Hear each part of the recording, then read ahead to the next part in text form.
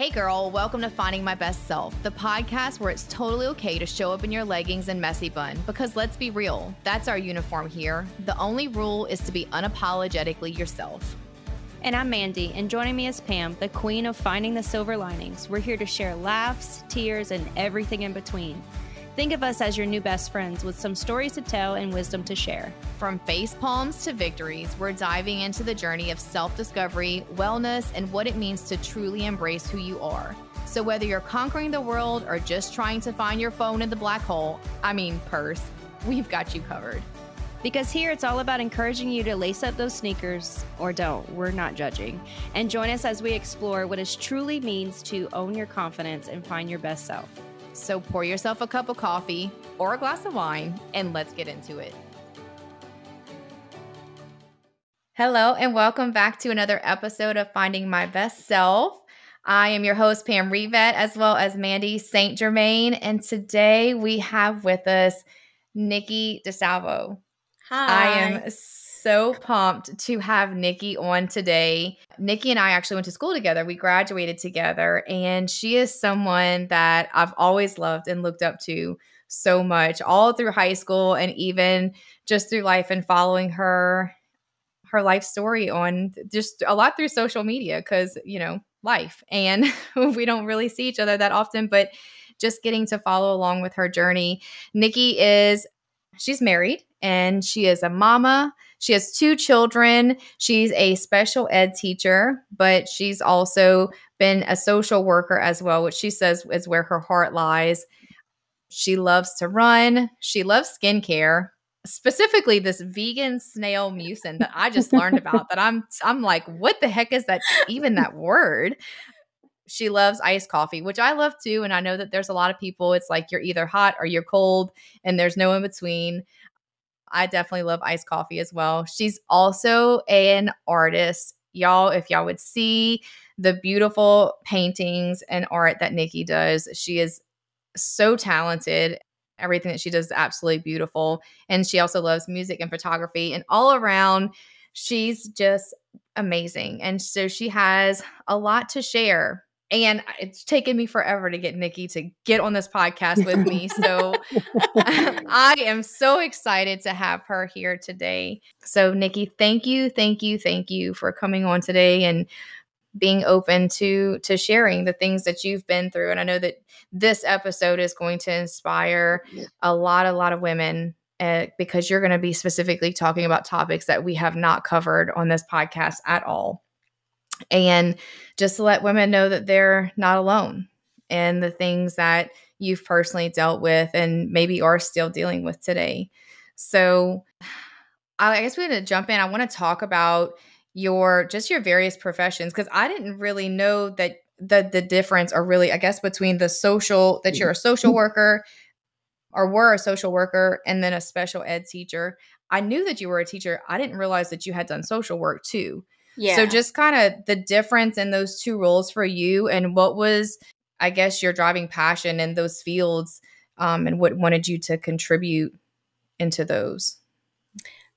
So I kind of have always known that I wanted to do both in a sense. Like my mom was a special ed teacher growing up, but mental health was always my passion, even before I think I even realized like I struggled with mental health in general. So after graduating high school, I went to Nichols and I have a degree in child family social services, and I also studied art. And then from there, I graduated from Tulane in the School of Social Work.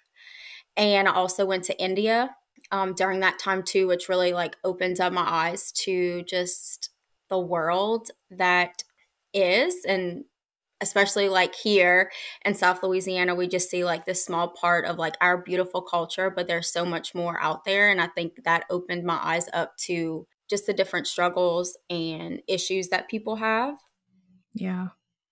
And so after I graduated from Tulane, I worked in a psych hospital for a while, and that was wild. It was very interesting. I met lots of different people with lots of different issues, but it just gave me this awareness that, some people were coming in with typical, I don't want to say typical, but, anxiety, depression issues. And Mm-hmm. there were some that were dealing with schizophrenia, bipolar, X, Y, and Z. Yeah. And that just really opened my eyes to how different people are and how beautiful people are, and that everyone needs a little TLC, no matter how big or small their issues are. And so I worked there for a while. And then Alyssa and I, my wife, before we were engaged or anything, we talked about getting married and starting a family. And the psych hospital hours were just not it in running, in starting a family. Yeah. And so that's when I was like, well, let me just see if they will hire a social worker as a sped teacher. And luckily they did, and they gave me a chance. And I've been doing it 10 years, but I definitely use my social work background as a special ed teacher. Every single day, all day sometimes. I'm a social worker at heart, for sure. Yeah. I mean, I can see where those two definitely go hand in hand together though, right? Oh, yeah. Yeah. I mean, they still intertwine, even though, I mean, it's just a matter of, because what grade do you teach? Or do you teach all grade levels? I do high school. So okay. 9 to 12. Yeah. So, I mean, it's just a matter of, I guess, with social work, for the most part, I guess, especially in a hospital, I'm sure a lot of what you deal with is older adult people. I'm assuming. Look, I don't know anything. I kind of But did I'm just all assuming. age ranges, Yeah. honestly, but it was mostly adult, yes. But every now and then I would get a kid or a young adult. And I knew that's kind of where my passion lied, was working with kids, and especially high school age. I love them. They are crazy and all the things that everyone thinks that they are, but they're my love. I love them so much. So even as a social worker, if I would ever get back into social work, I would want to do high school kids. I love them so much. Well, and if anything, Nikki, I think that's such a gift for them that they may not even know at this point in their life, right? Because high school is such a vulnerable stage in life. Hard. Like, it is a turning point for a lot, or it could potentially be a turning point for a lot of kids, at that age. And high school is just high school. I mean, we all know, we've all been there. What high school is. And it's also at the point where you're starting to have to make big decisions for your life too. So to have someone like you to lean on with that kind of background to be able to help them with things that they may be experiencing, but not know that that's what they're experiencing, or not know who to talk to or how to talk about it.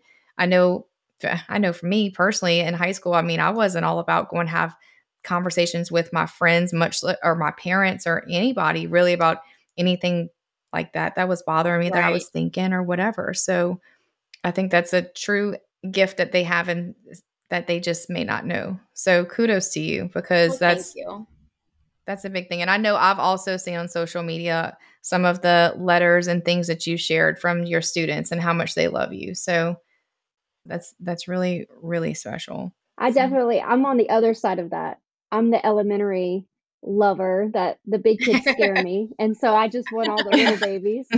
But I can appreciate that too, just being a teacher also, that we need that. We need more of the mental health support, regardless if they're regular education or special education. And so I almost wish we had to have multi-faceted careers, because we are that for every kid. We're their counselor, teacher, mother in some sense. And so I think it's just really special that you provide that for them, for sure.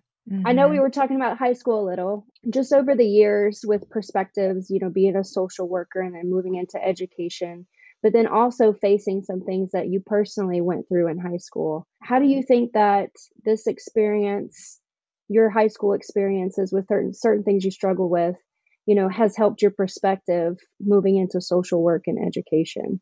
So I feel like for as long as I can remember, I've always felt, I'm the oldest child, oldest girl, oldest granddaughter, niece, all the things. And so I think for as long as I can remember, I've always felt this pressure to be perfect. I had to make the good grades. I had to be popular. I had to look a certain way, X, Y, and Z. And I think that really kind of, I don't want to say the word triggered, but I guess triggered.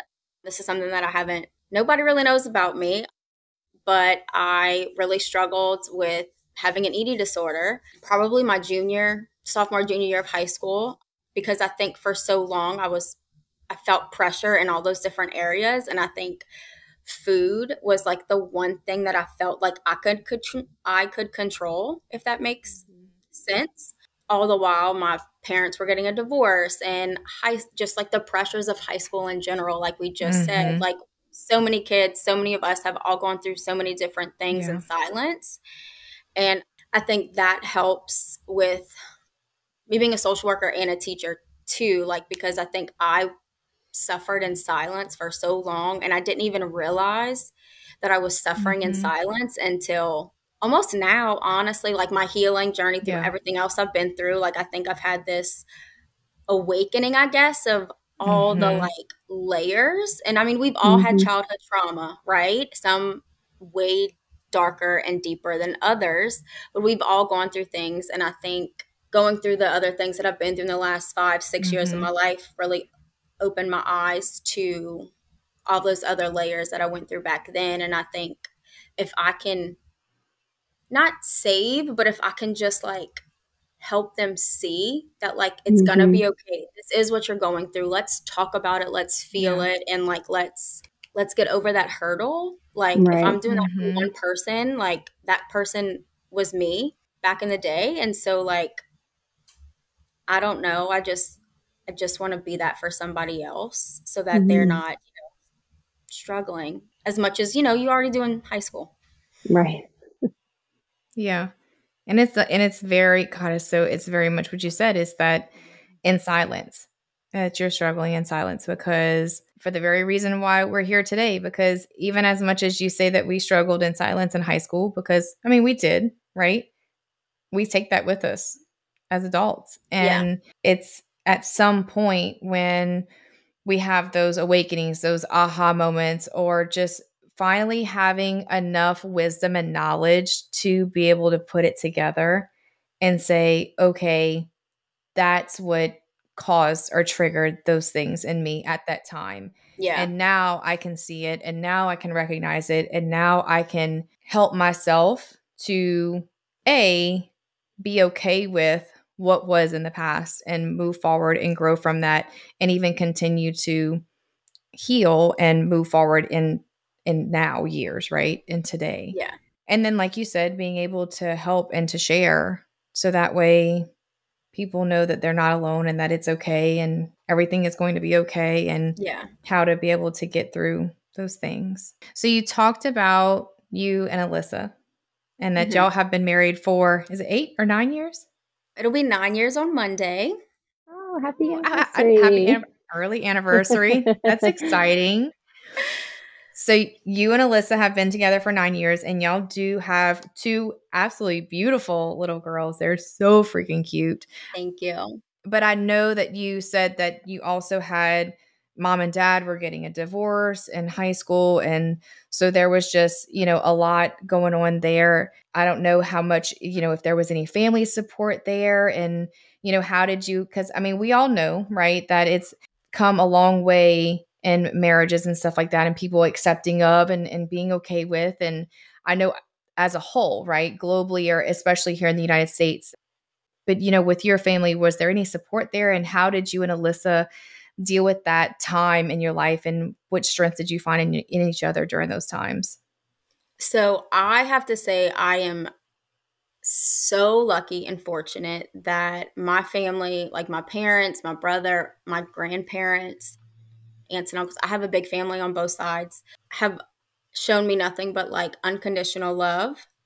And in turn has shown Alyssa unconditional love. And so much so, like Alyssa and I, because it wasn't legal here yet, the year that we got married, Alyssa and I went to San Francisco to get married, and my grandmother allowed me to wear her wedding dress. Like, if that doesn't show you like the love and support, like I don't, so I have to speak on like my family, like so grateful, because I know I am not the norm, unfortunately. And for Alyssa, Alyssa's family, a lot of them did not come to our wedding in San Francisco. And we did have like a reception here to celebrate with people who couldn't, like my grandmother who couldn't travel. They didn't speak to us.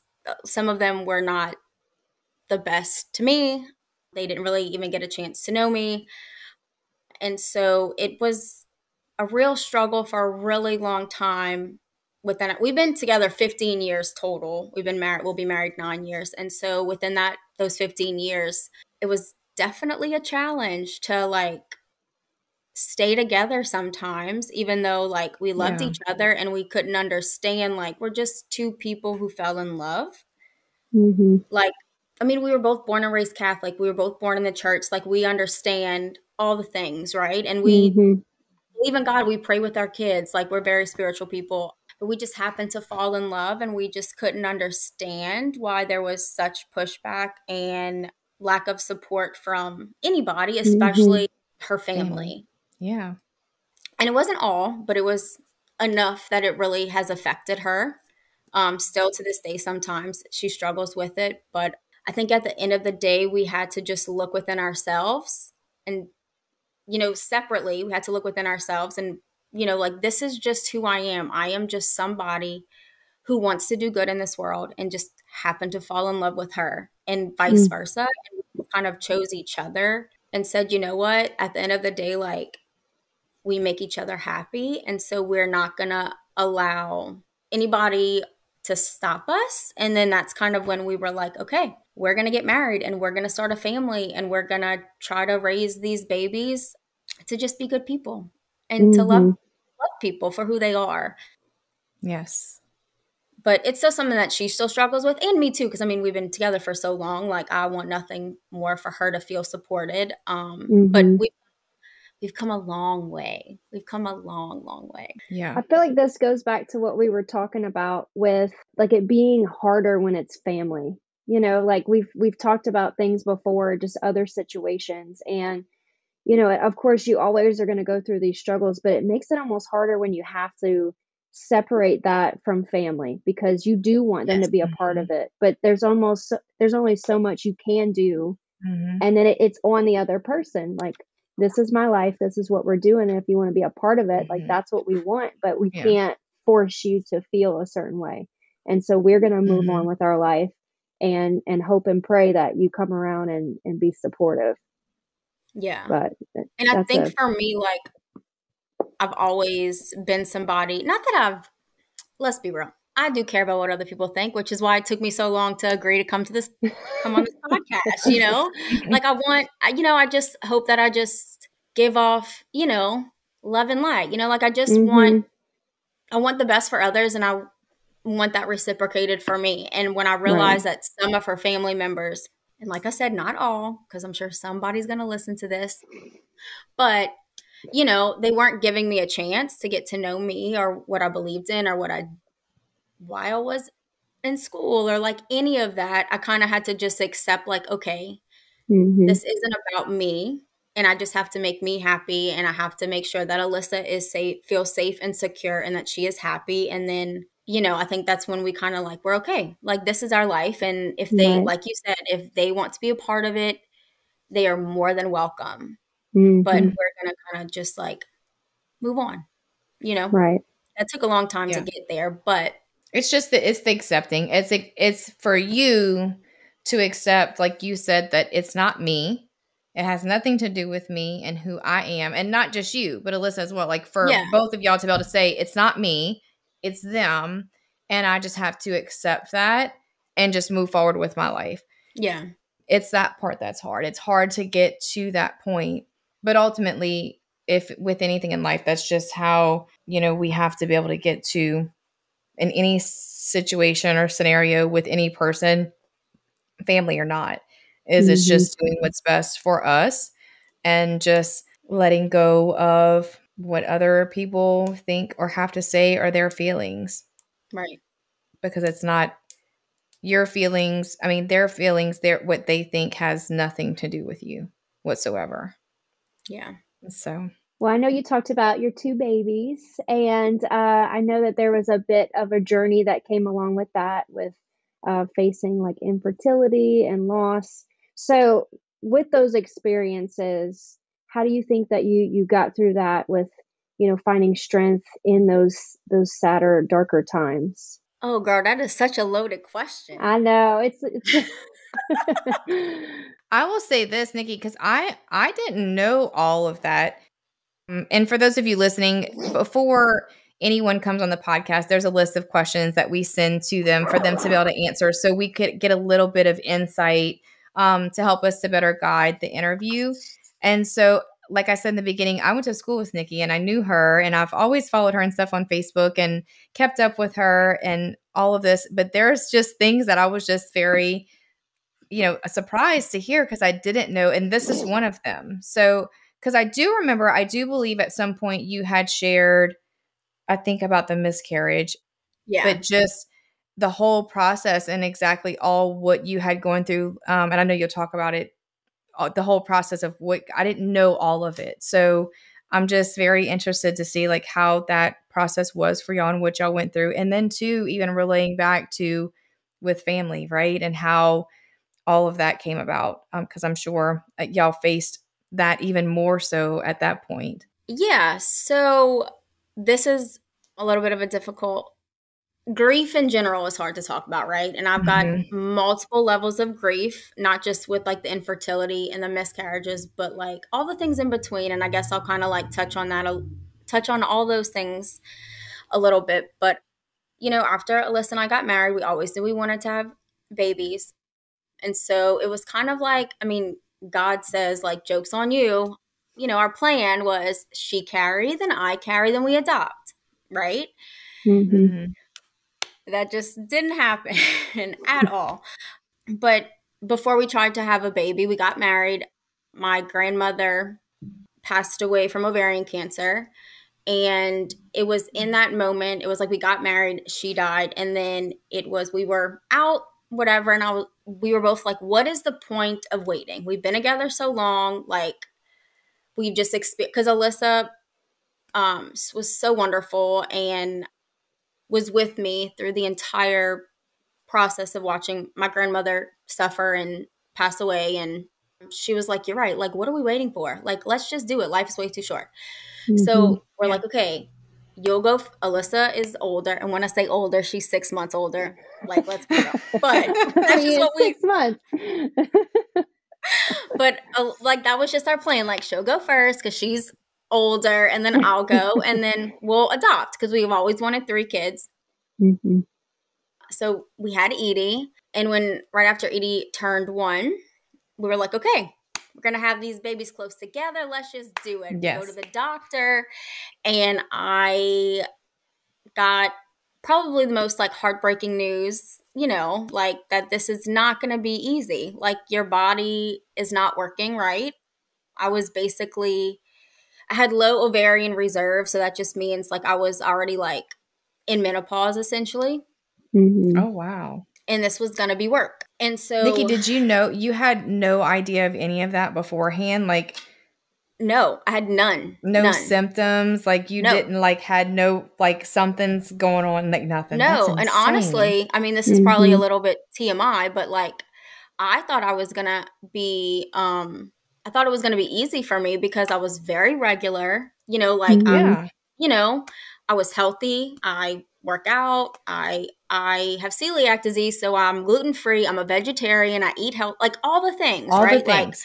Like all the things that like you think makes a fertile woman. And no, joke's on me, right? God's like, psych. So it was a lot.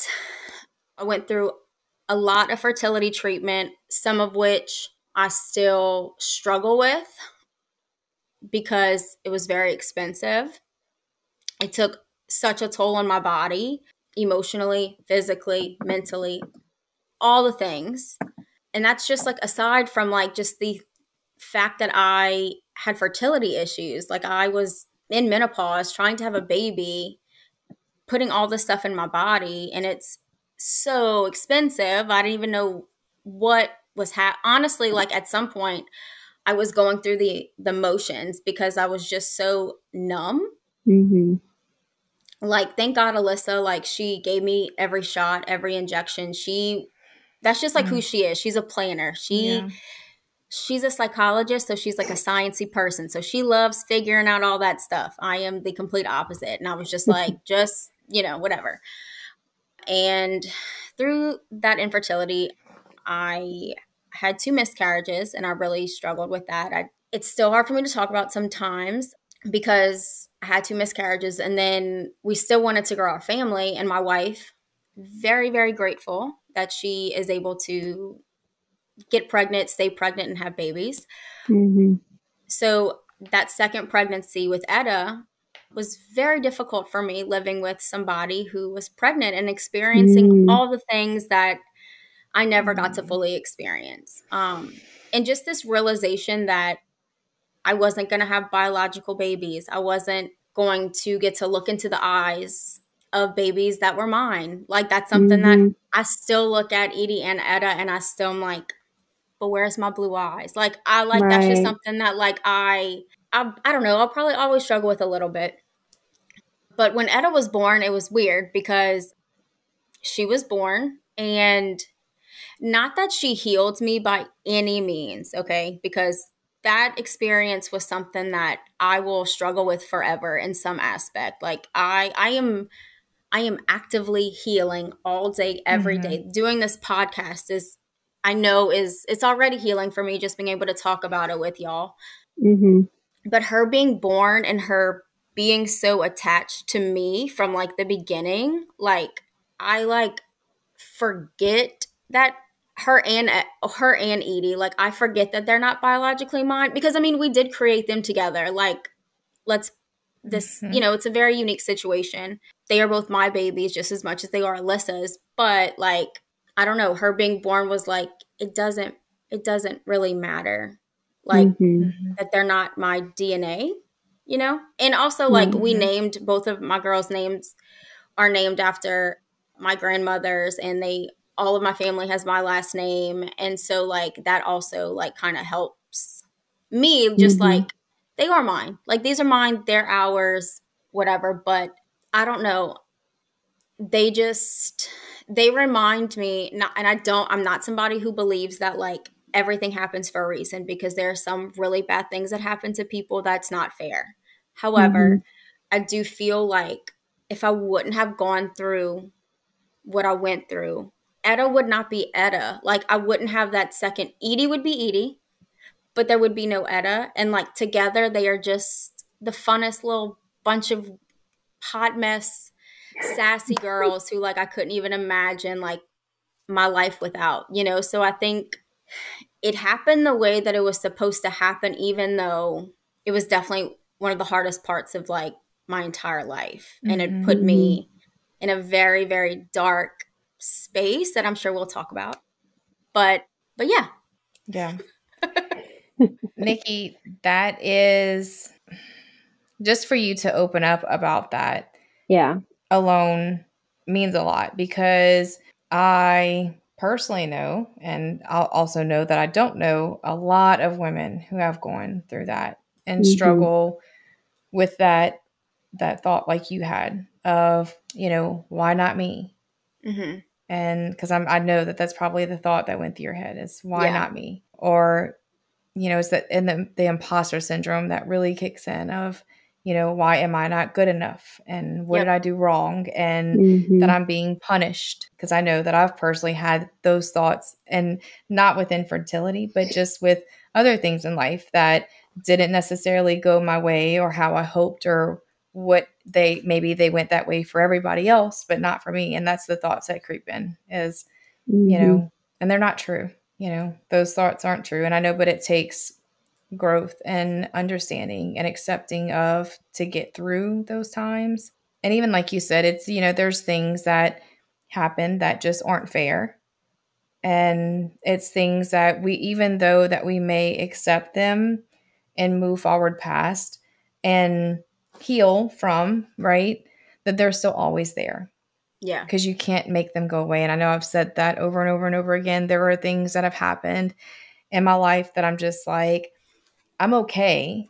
And I've come to terms with, and I've accepted I've forgiven, I've healed, I've moved forward, but those things will always be there. Yeah, for sure. Like you can't, like if I wish to God and pray to God that I could have like a magic eraser and just like it's gone, like, and just erase it from my brain and my memory and just be like it never happened. And you can't. So I totally get that, and I feel that, and I know a lot of other women do as well. And so I think that with grief too, like, because I'm thinking of just the whole timeline. Like I can't even imagine, because I know it sounds like your grandma was like a huge part of that whole process for you. So to lose her and then move into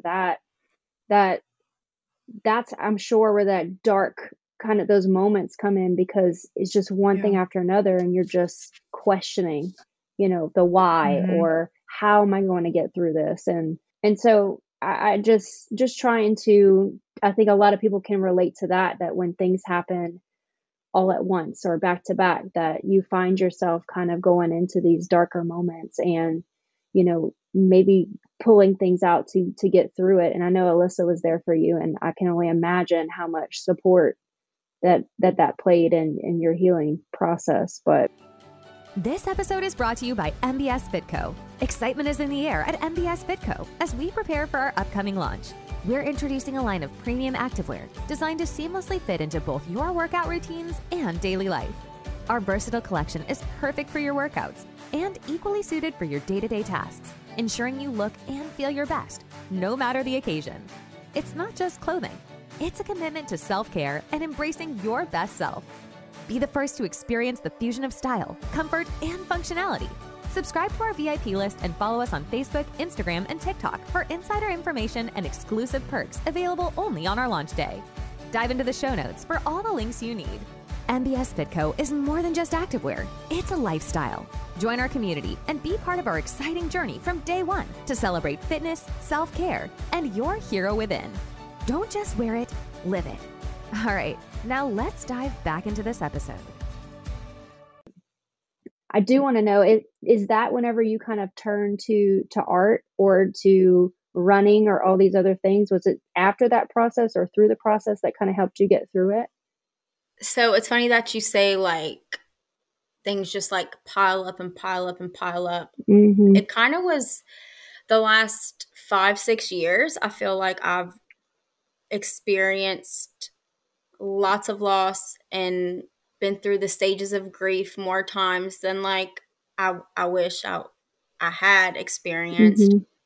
I like watched my grandmother fight and die from ovarian cancer, and then I went through infertility. I lost 2 babies, and with that, like we were able to find out the gender, which they were both boys. So this like grief of I've never like wanted to be like a girl mom or a boy mom or anything like that, but just like knowing that both of these babies were boys, I'm like, oh my God, like Alyssa, we're gonna be boy, like, just all these things. And then just like losing that was like kind of a whole nother grief besides like the other stuff. And then my cousin, who was my very first best friend, she's the mother of my godchild, unexpectedly passed away. And that was probably on top of all the things that I had just talked about. Then my cousin Megan passing away. And then I had a full hysterectomy. Like I have nothing left down there, which is a whole nother set of loss and grief that I was not expecting for me to feel. And then my other grandmother passed away and my dog passed away. And I feel like I'm definitely missing something here that I've experienced, but it was just like so much loss and grief and just darkness that consumed me for a long time. I think the only person who really probably actually knows like the depth of like the abyss that I was in for so long would be Alyssa, because she lived with me, because, like I said, from my childhood, like I have this pressure to look a certain way and to be a certain way. And I'd never want people to pity me or, I don't know, think like something is wrong, right? Like I am just somebody who always tries to put a smile on my face and roll on.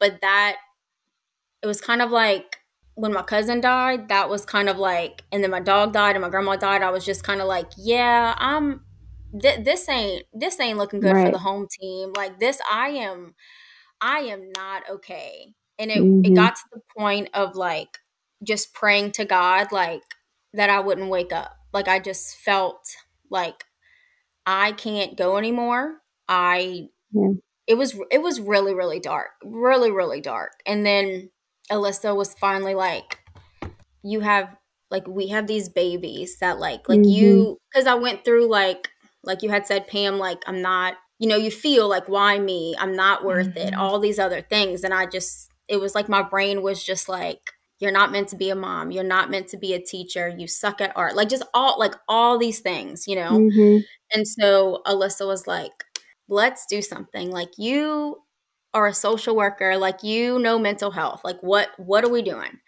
And so it took me taking days, like breath by breath, like just literally some days I would just get out of bed and being like, okay, I am winning today because I got out of bed and I got my kids dressed and I had coffee and I'm going to work, And then I finally accepted that like I do need some help. I need to go see a therapist. I need to go see a doctor. Maybe I need to get on an antidepressant, just something.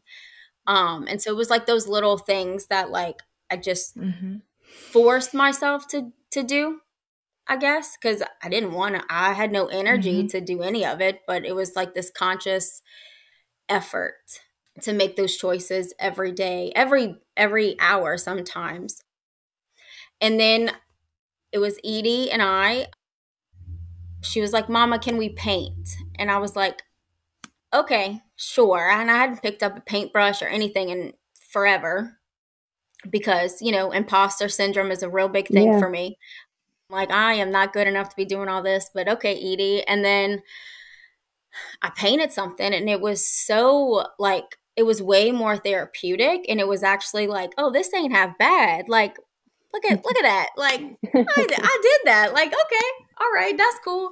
And so I think like me, like her pulling me out of that and been like, Mama, let's paint. Like you have, because I have all of my grandpa's paints because he was this phenomenal painter. And so I used to paint with him growing up. And so I had all of his stuff. And he was just like, she was like, Mama, let's pull out Papa's paints. That's going to make us both happy. And we're going to do it. And that really was like the stepping point of like just choosing to paint something, anything with my, at the time, like I think she might've been 4 at the time, 4-year-old. Like that really helped me more than I like ever realized that it would have helped me. I just like talked a whole lot, but no, I'm so glad though. I feel like go ahead, Pam. No, go ahead. I just feel like so many people can relate to that. And like we talked about at the beginning, that this is stuff we haven't talked about. And I know even Pam and I have had conversations about certain situations within each other that you just don't say, or it's almost that thing like check on your happy friends. Because that's 100% what it is. Like there's so much that people are dealing with that you just don't talk about. And, or, a lot of it's like, okay, well, it's not everyone's business either. But at the same time, that doesn't mean that these happy, outgoing people aren't struggling on the other side of it. And that's why I'm so glad that you brought it up, because I do feel like everything that you just said, someone can relate to it in some capacity. Yeah. I'm sitting like the whole time. I'm like fighting back tears for I know, you me too. and with you. Well, for you and with you, Nikki, because it's like I want to look at you and say, like, I hope that you know that you're not alone, because I have been in that same place. Like I know exactly what you're talking about and exactly what you were feeling, of that feeling of having to make yourself do things that you have no desire to do because all you want to do is die. Yep. Like I know what that feeling is more than I ever want to, Look, we're all gonna get ever emotional. want to talk about. I know. Like, that we ever want to talk about, right? Because I know what that feeling of is, to literally ball up in the corner of the room and just say, like, let me die here. Yeah, like Yeah. just take me. Like I've said, I've Yeah. prayed about, I've said those exact things. Like just take me. Like it's okay. Yeah, I know. So like, and like more than once in my life. And like, that's the kind of things that you're like, I'm not proud to admit that, but like more than once in my life, it's something that I struggle with a lot through like different things and different points. And for you, Nikki, like the fact that you had all of those things just like back to back to back to back, like I can only imagine like what that can do to someone to just, it's just like, you're already drowning. And then it's just like somebody just keeps, every time you try to even come up for a breath, before you can even come up for a breath, push you back down, you know? And it's just that like, I can only imagine what you went through, but I can also say that like, I commend you, Nikki, for pulling yourself out of that, because I know how hard it is to pull yourself out of that deep, dark place and to say like you said, like, I'm doing a good job today because I got out the bed. Yeah. Like, it takes so much. And so, like, kudos to you for pulling yourself out of that. And for that little girl, that baby, to help her mama to do that. And if that says anything, Nikki, of, you know, that she was the one that was chosen by God to put her here to help to pull you out of those moments. Oh. That's how you have to look at that, Nikki, because that's the truth. Yeah, absolutely.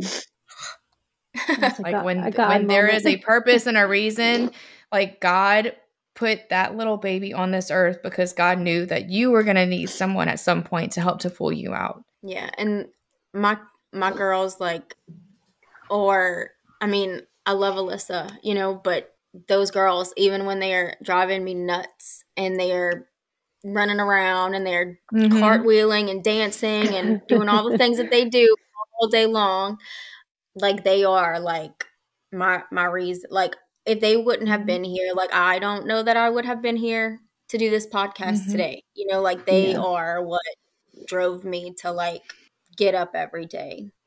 Yeah. You know, I wasn't always the best mom, wife, person, anything, friend, but they make me want to be better. You know, they definitely both have saved me multiple times. Yep. I said the same thing about Emma whenever I was growing up too, that had Emma not come into my life at the time that she did, I don't know that I'd be sitting here today. Yeah. You know, it's amazing what children can do. And they don't even know it. And they're completely oblivious to what they're doing. So I know, based on listening to you, that you may not think that your painting is all that great, but your painting is absolutely No, I don't amazing. still. I need you to know that.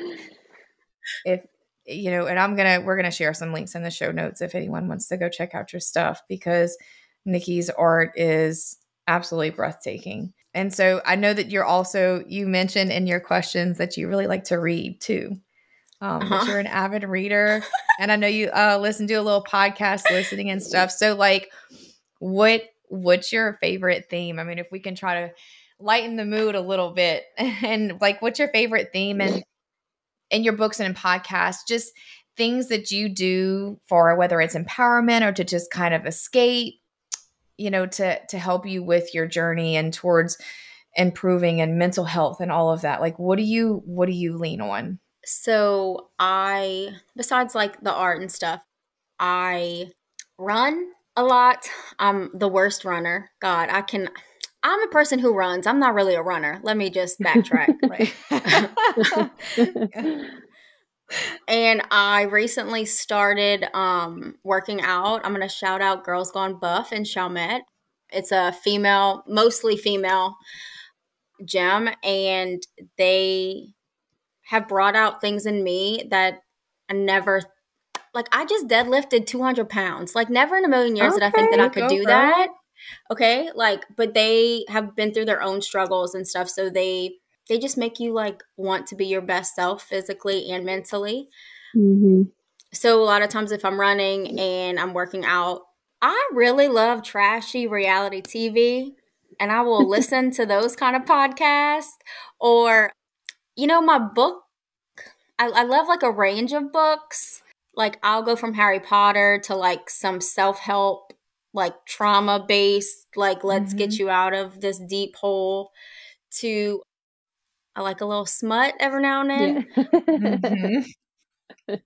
To psychological thrillers, to romance. Like I just love all of it. Because for a Just while, depends on the place, right? Yeah, it depends Where on the you're place. at. It depends on what I'm doing. Because, I mean, I think for so many of us, like we get into this really bad habit of scrolling on social media, on TikTok, on, Yes. you know, all the things. And so I have really tried to put my focus on, even if it's silly, trashy reality TV podcasts or TV shows or whatever, I'm not like Face and phone. I'm on my phone, you know. And if I am on my phone, I'm reading, and like my, you know, and now Edie's like, what you reading? What your book's about? Like, and I'm like, sometimes you can't know that yet. Like, one day. Are you making up Can't stuff? read this one. Yeah. It's about the unicorn that goes over the rainbow, and they all live happily ever after. Trying to make us something on the spot. Yeah. That's so funny. Yeah, but I mean that's true though. I mean, because I read a lot of different range of books, and even Mandy and I have talked about this. Like our podcast, what we listen to has evolved and changed over the years because it just depends on what place you are in your life, right? Like, or what I'm currently feeling, what mood I'm in, what's going on in my life. Like, I'm sure, you know, like when you were going through those times of depression and stuff, the books and stuff, the self-help motivational pull you out. When things are really good, then you can probably listen to the trash TV or whatever. Yeah. Or maybe even on days when you're just down and I'm just like, I just need something to make me laugh and to take my mind off of this crap for a minute. Like I'm going to go listen to or watch something that's going to make me laugh or whatever. Yeah, so just whatever you're feeling in that time. It definitely just depends on where I'm at and what I'm doing, what headspace I'm at, for sure. Yeah. Yeah. And I don't watch TV at all, like literally at all ever. But when I do, it is the stupid, trashy reality TV shows. Why I can watch that is beyond me. I don't even know. But that is the only thing. Like if you catch me watching something on TV, it's when a new series comes out or a new thing, and I will binge watch every single episode within a matter of 2 days. And then I'm like, okay, I'm good for the next 6-8 months of my life. Like literally ask anybody will tell you that. Like my husband's like, I'm like, I gotta get, he's like, he gives me 2 days. He's like, I'm gonna give her 2 days and she'll be done. Cause I'm just like, you just gotta bear through. Cause I'm gonna watch every single one of them. And then I'm good. Like I just get like my little binge in and then I'm good to go again. Like I got my TV binge. I'm good. It's so funny. Mine's the true crime documentaries on Netflix. I geek out on those all the time. And it's calming, which is kind of alarming because I don't think that that's supposed to be calming where you watch that and you're like, oh yeah, this is great. But whatever. I can't. I read books like that, so I get it. Yes. I don't know what it is. I listen to Crime Junkie podcasts and I do that, and I have to watch when I listen to it because I was listening to it in the car and I see Chloe in the back like freaking out. I'm like, oh wait, I forgot. They're talking about things you probably shouldn't listen to. Poor kids. But I know. And she's like, what happened? I'm like, okay, never mind. We'll have to do that another time. Well, and going back into just doing things that feel good and just having like a positive attitude throughout everything. Is there any specific habit or moment that you have that kind of like shifts you into just continuing to be positive even in like these harder moments, I guess? I think it depends on the day. Like sometimes, and I mean, I still struggle. I think I will be on my healing journey for the rest of my life, right? But you know, there's been really dark moments and I like have to look at, like sometimes it takes my girls, you know, me just like taking a moment of like, even if it's 5 seconds to just like give them a hug or like them coming up to me to like pull me back. And then sometimes it's like, ooh, Alyssa's making tacos. I love tacos. Like, ooh, we got ice cream in the freezer. That makes me happy. You know, like it honestly just like, it could be the smallest things. Like I really enjoy like a rainy day. Like, and if I'm at home, I can be curled up like, ooh, it's going to rain today and I don't have to go anywhere. That makes me happy. So like, it really just is like, sometimes it's the tiniest thing. The little moments. But I really try to like, because even on my worst days, there's something always good or positive or even just like not bad that has happened that I really tried to remind myself like every single day, you know, because if we can't find the good in a day, then like what's the point? Yeah. You know? Yeah. Even for me, it's always on the days, you know, I just always fall back on the I get to. Yes. And not I have to. Yes. Because there are some days where I'm just like, today sucked. Right? You know, like today sucked. And it's just like you sit there and you're like, what good even happened today? And sometimes it just has to fall back on the I get to sit here and have the freedom to sit in this house on this couch and try to write about what I thought was good in a day. You know, like I get to do this, or I get to sit here and do these mounds of dishes or clothes, or I get to sit here and listen to my girls screaming and arguing over something so stupid. Like I get to do that. Yeah.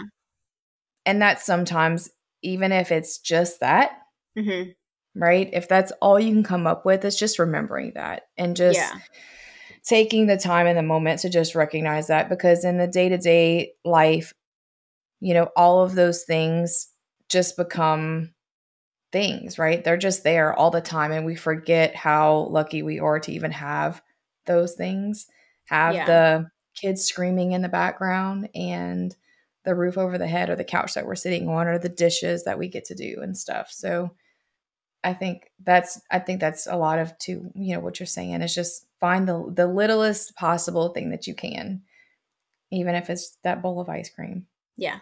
Yeah. I think for me too, like with all the struggles that Alyssa and I both went through to have these two children who scream a lot sometimes, like for me, like I like say like I didn't think I was going to have this. Like, so sometimes I'm like, I'm just going to let them scream for 5 more minutes because I prayed for these moments, even if they are driving me nuts, you know, like, which every parent, traditional, non-traditional, whatever, anybody who's raising kids can like understand that. Yeah. But like you said, like, it's okay if they're screaming because I'm so grateful that I get to hear them scream. Like, and sometimes even if it's rattling my brain, I'm like, I'm so lucky in that moment. You know, like that's exactly what you said. Yeah. It doesn't get any better. They will continue to scream at each other. Yes. And you have the 2 girls. I'm going to make you feel real good about their screaming. You're going to love it for so long. You're going to be grateful for so long because it never stops. It never stops. Emma and Audrey, they're 21 and 16, and they still, to this day, I'm like, can y'all please just be nice to each other? Jeez, like, come on for 2 seconds. Yeah. Can we just be nice? It doesn't stop. Awesome. Can't wait. You got a lot more years of being grateful for that screaming. So, gosh, Nikki, we've talked about so much.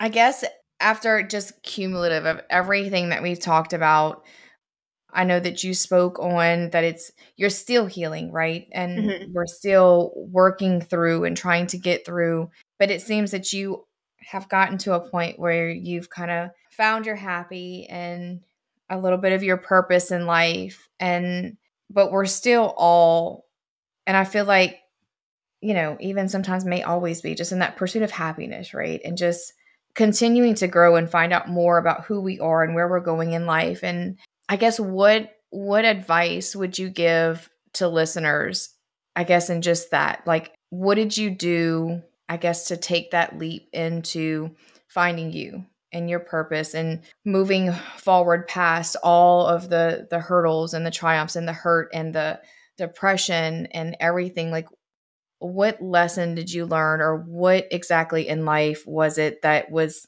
that I guess breaking point, that pushing point for you to just push forward? I think it was just realizing and allowing myself to sit in that darkness, even as hard as it was. And it still is sometimes. I mean, I still struggle, just like everyone does, just some more deeper than others, was to sit to sit in it and feel it and accept it, that like, this is my story, and like, what am I going to do with it? You know, am I going to sulk? Am I going to just sit here forever? Or am I going to sit in the darkness, feel it, and try to heal from it? And I think once I like accepted, like, this is me, this is my story, and we're going to get down and we're going to get messy and we're going to figure out ways to like get me back to me. And honestly, like, I still don't feel like I'm fully me again, you know, but I'm definitely at a point of like, I can see it, like, it's right there, you know. But it wasn't until I like accepted, like, I gotta feel it. I can't just keep, because so much of my life I just shoved it aside. It ain't that bad. It could always be worse. X, Y, and Z. But then I'm looking at it and I'm like, oh, this is some like heavy stuff. Let me dig into that. And so once I like accepted that, sat in it, currently still feeling it and working through it, is when I was like, you know what? It's okay. My whole thing is like, it's okay to not be okay. And once I accepted that about myself is when I really like could feel a shift in my mindset, physically, mentally, emotionally. And I'm like able to continue to heal and do the work that needs to be done within myself to be a better me, to be a better mom, wife, teacher, social worker, friend, sister, daughter, all, you know, the list goes on of all those things. But yeah. I love your answer so much because you just literally laid that out in a step-by-step process, right? It's acknowledging it, because not even in just, gosh, this covers in so many different topics, and not even just life in general, but like relationships and conversations and everything. But it's acknowledging it, that it's there, and not sweeping it, right? Not just pushing it to the side. It's acknowledging that it's there first, and then sitting with it. Mandy just sent me a podcast yesterday. Who was that on that podcast? Jasmine Star. No. Not Who that was one. who was interviewed? We do this a lot. Anyway, one of them. What's her name? That famous artist, the girl you sent me. Oh, dang it. I'm going to think of it. But she said that, like, she said, you have to sit in it. And I know that I've personally done that as well. Just sitting in it, and like, sit with it, feel it, understand it, hold on to it. And then so that, because until you sit with it, you can't work through it. You have to sit with it first, and then becoming okay with it and owning it, and then moving on from there. And it helps you, whether you're doing it yourself or whether you're doing it through counseling or some other kind of way, but you have to sit in it before you can own it. If you continue to just sweep it and that's your way of trying to own it, you'll never be able to get past it, because you haven't really sat in it and felt it and taken it in and just, worked through it. Well, I do think that goes back to even back in high school, right? Trying to even just figure out who you are before even all of this stuff happened. So it's almost like you're having to rewire your thinking from the get-go. And I feel like so many of us go through that, because not only are we're finally figuring out who we are, but then you're also trying to deal with all of these traumas or situations that have happened along the way, and say, okay, well, who I am now is because of some of these situations, but trying to even figure out who you were before. Because we did, it's you put on this front of I am this person, but deep down, you're so many other layers of that you have to figure that out along the way. So it's a lot more to dig into than what a lot of us are prepared to do. But I think it's when we do face that and we do kind of dig into that, and you come out like, okay, this is who I want to be and who I need to be for myself, is really what it is. Yeah, for sure. Yeah. Well, if you had to leave one piece of advice or a takeaway from this interview today, what would that be? Well, y'all, like, this whole podcast is so beautiful because y'all have taken somebody like me who, I still don't have a lot of confidence in myself. Imposter syndrome is real. I'll, say that all day long. But y'all are giving women who have been through a lot, a little, everything in between, and just giving them a space to heal and talk about it. So, nobody's alone, and just that reminder. And so I just want to thank y'all for seeing something in me to like ask me to be on here, and politely nudging me until I finally said yes. Because I think, I am taking away a lot from this experience. And so I think for any woman, just in general, going through anything, just to kind of find your own power, to be able to talk about it, not talk about it, write it down, whatever, to heal in any way that is best suited for them, because we're women and we're strong, and we all have to heal from whatever it is that our journey has been thus far. And so, just finding your power to make that step to be the best version of yourself. And at the end of the day, like, it is okay to not be okay. And we just have to figure out a way to navigate that to be better every single day. Yes. Well, thank you. Thank you for that, Nikki. I appreciate that. We appreciate that more than you know. Just those words.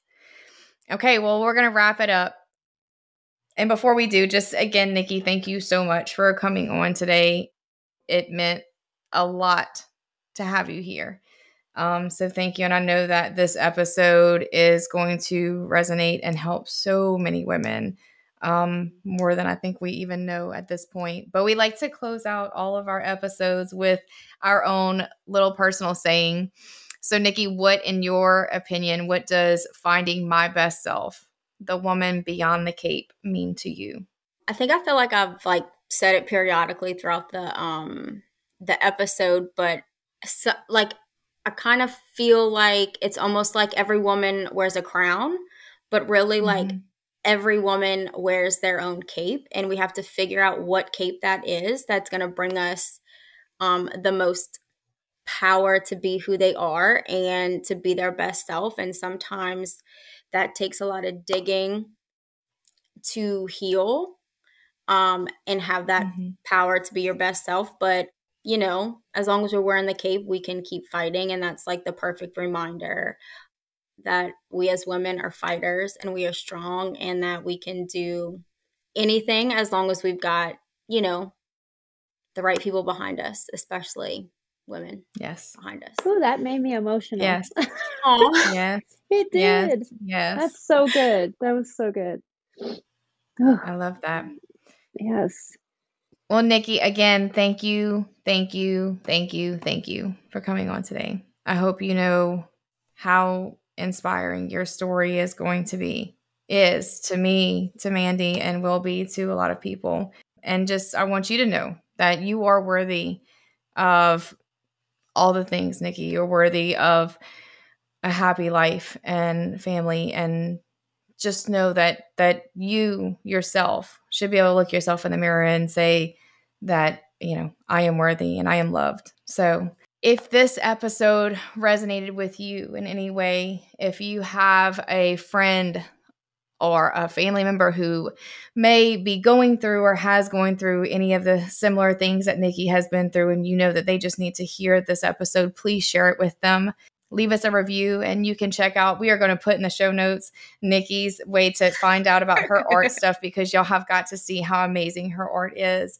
And just like Nikki just said in the very end of her, what finding my best self, the woman beyond the cape, means to her, you are strong, you are capable, and you are worthy.